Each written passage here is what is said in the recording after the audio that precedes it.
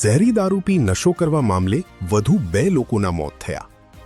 ઝેરી દારૂ પીવા મામલે વધુ 20 જેટલા લોકોની તબિયત લથડતા દાખલ કરાયા. ભાવનગર જિલ્લાના ખરકડી ગામે 2 દિવસ પૂર્વે કેટલાક લોકોએ દારૂની મહેફિલ માણી હતી. વિદેશી દારૂનો નશો કર્યા બાદ અનેક લોકોની તબિયત લથડતા હોસ્પિટલ ખસેડાયા હતા. જે દરમિયાન ઉપેન્દ્રસિંહ ગોહિલ નામના યુવાનનું સારવાર દરમિયાન મોત થયું હતું.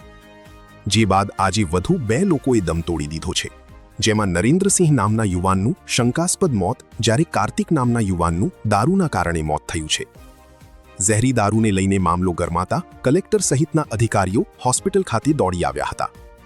પોલીસ વિભાગ દ્વારા પણ આ મામલે તપાસનું ધમધમાટ શરૂ કરી દેવામાં આવ્યો છે. રિપોર્ટર અનવર લક્ષ્મીધર, ભાવનગર.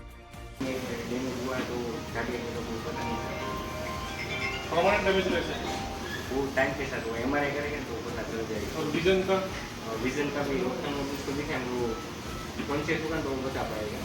अगर तो डॉक्टर ने देख लिया है तो 1-2 दिन में पता चल जाएगा कैसा है. हाँ, मतलब डेंजर तो नहीं है कुछ. अभी कल से तो कम हो गया है डेंजर.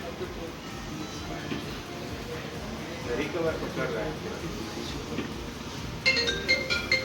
वो एंटीडोट में तो क्या अल्कोहल यूज करते हैं. हाँ, तो यूज कर रहे हैं, उसमें से डाल के गले में से दे रहे हैं और बाकी डायलिसिस कर रहे हैं.